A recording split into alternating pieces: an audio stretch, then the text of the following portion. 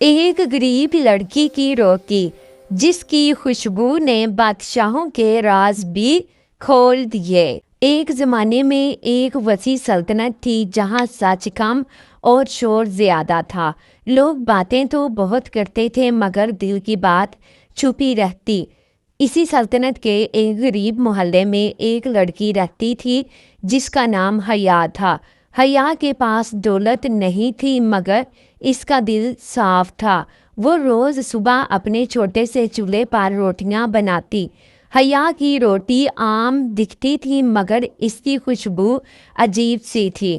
جو بھی وہ روٹی سونگھتا اس کے دل میں ہلچل مچ جاتی۔ کچھ لوگوں کو اپنی سچائی یاد آ جاتی اور کچھ کو اپنے جھوٹ چبھنے لگتے۔ حیا خود نہیں جانتی تھی کہ اس کی روٹی میں کیا خاص بات ہے۔ وہ بس نیت سے آٹا گوندتی اور ہر روٹی کے ساتھ ایک خاموش دعا رکھ دیتی۔ ایک دن شہر کے بازار میں اس کی روٹی کی خوشبو پھیل گئی۔ لوگ رکنے لگے اور سوال کرنے لگے مگر حیا خاموش رہی۔ آہستہ آہستہ یہ بات محل تک پہنچ گئی۔ بادشاہ کے دربار میں بھی اس کی روٹی کی خوشبو کا چرچا ہونے لگا۔ بادشاہ نے حکم دیا کہ لڑکی کو دربار میں لایا جائے۔ حیا ڈری ہوئی محل پہنچی۔ اس کے ہاتھ میں ایک سادہ سی روٹی تھی۔ بادشاہ نے جیسے ہی خوشبو سونگھی اس کا چہرہ بدل گیا۔ اس کے دل میں چھپے کئی راز جاگ اٹھے۔ وہ لمحہ بھر کے لیے خاموش ہو گیا اور اس کے دربار میں سناٹا چھا گیا۔ بادشاہ نے روٹی توڑ کر ایک وزیر کو دی۔ وزیر کے ہاتھ روٹی پکڑتے وقت کانپنے لگے۔ اس کے چہرے پر پسینہ آ گیا۔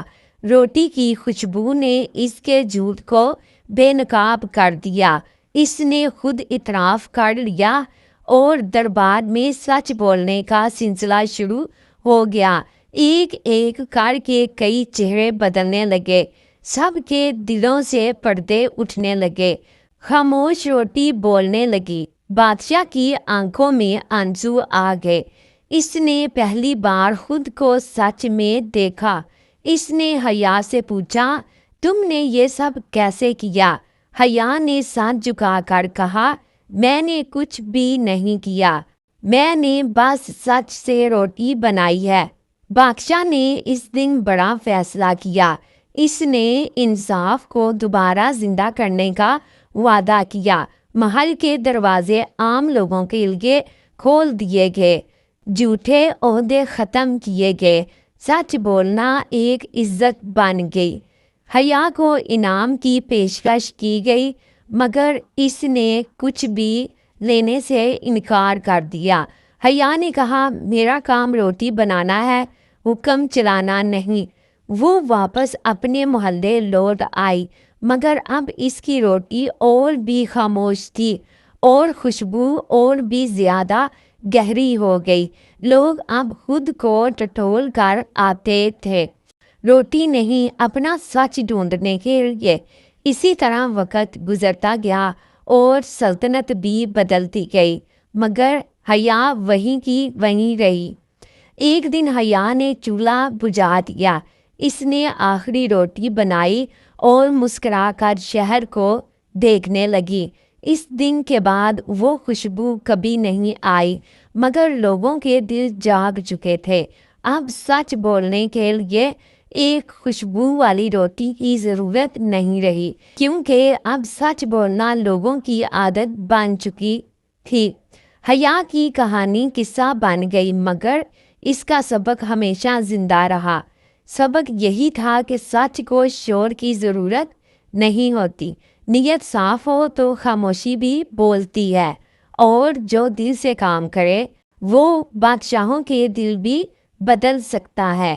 روٹی ختم ہو جاتی ہے مگر خوشبو ہمیشہ رہ جاتی ہے۔ جیسے سچ وقت کے ساتھ پھیلتا جاتا ہے اور جھوٹ خود بخود ہی بکھر جاتا ہے۔